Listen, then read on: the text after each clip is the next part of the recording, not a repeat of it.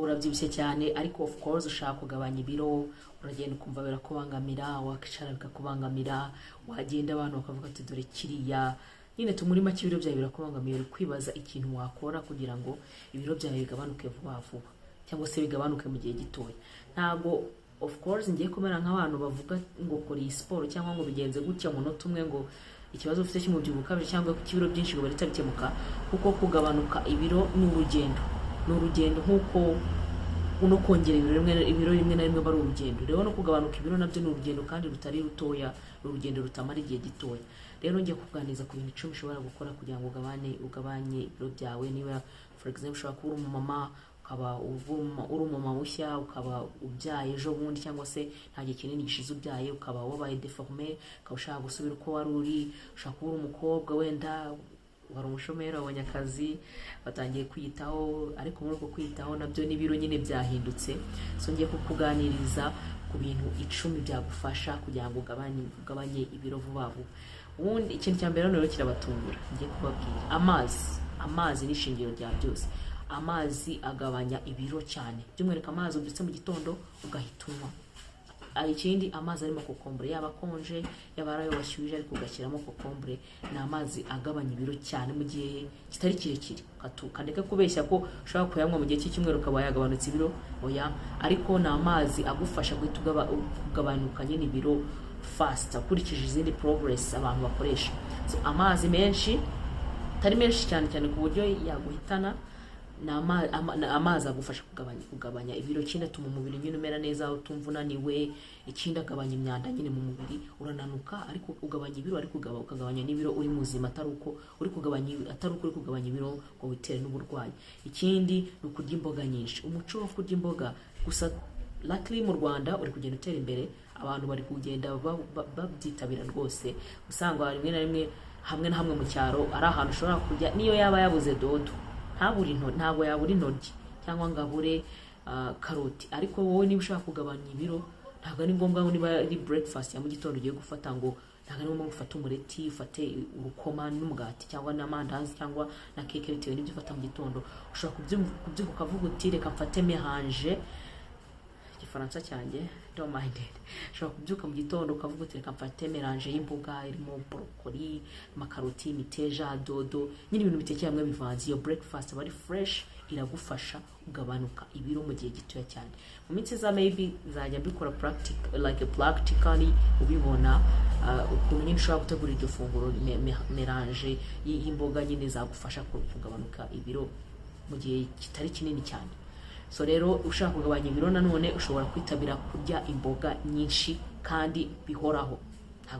Ntabwo niba uri kuri regime urabirya uyu munsi ejo ngo ubireke. Kino kugabanya isukari. Kugabanya isukari harimo kugabanya kunywa amasoda, kugabanya kunywa ibyayi birimo amasukari menshi, by'umwihariko iyo udakora na siporo.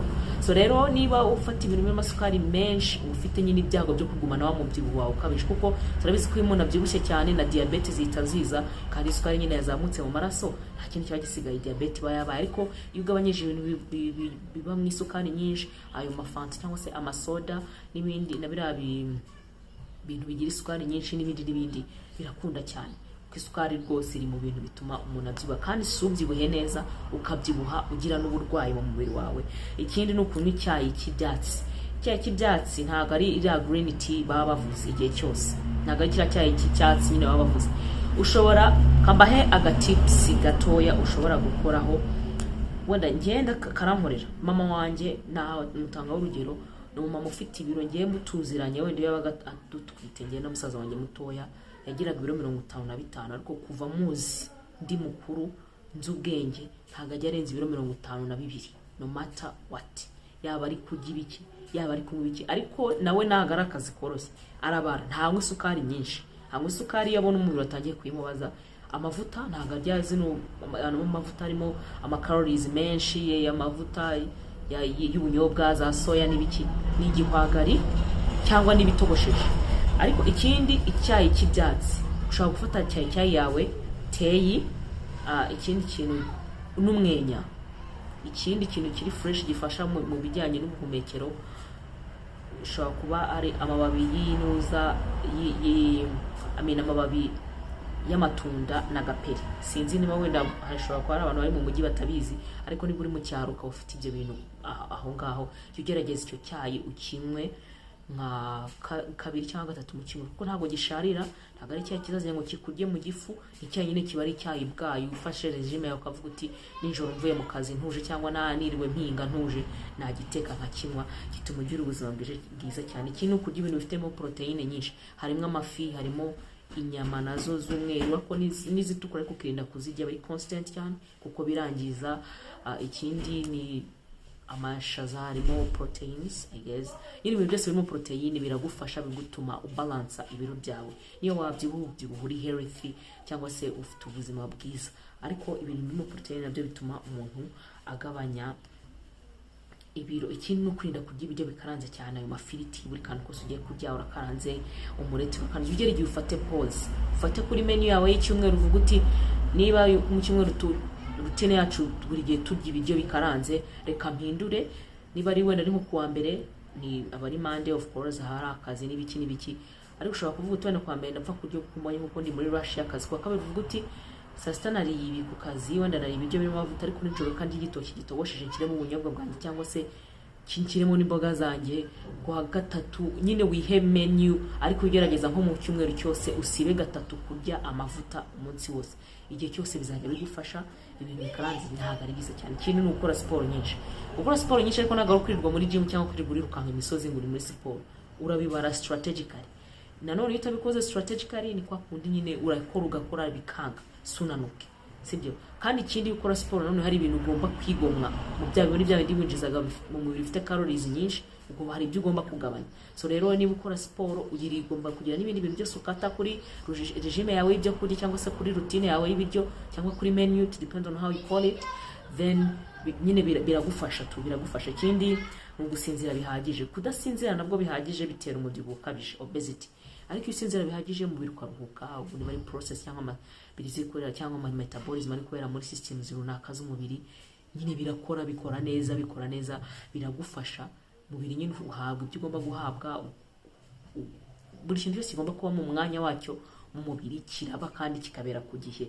Ikindi ni ukurya buhoro. Ntabwo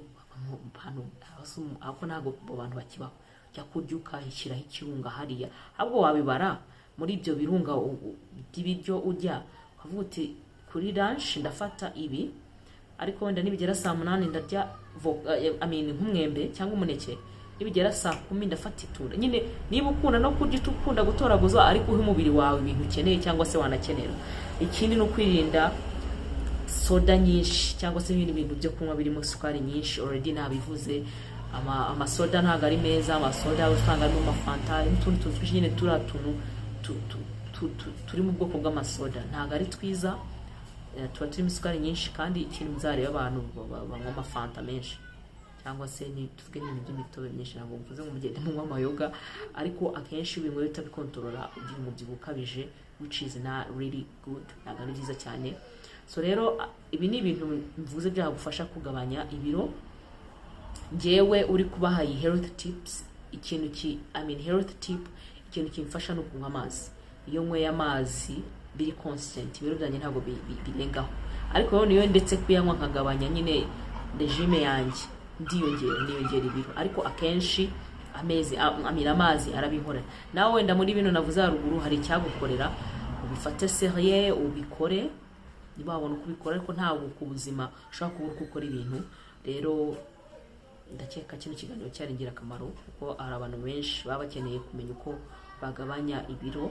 Kandi hano tugenda dutanga information zigiye zitandukanye, ko ngende hano kugira ngo nguhe health tips cyangwa tips ku buzima, sinzi ukuntu mu Kinyarwanda nabyita. So niba kunze ikiganiro, subscribing or sharing ku bandi, commenting ikindi kintu nakuganirizaho ubutaha, and then liking, of course. You likinze mpamvu dukunda kubivuga, iyo umuntu umwe likinze ikiganiro n'abandi bose barabireba, biba abantu benshi nyine kiba discovered. So ndakeka byari ibyo nagomba kubabwira uyu munsi. Then thank you. Murebe n'ibindi biganiro byanjye bindi nako nagiye nkora, ko ntabwo mvuga no sense man, niyo mpamvu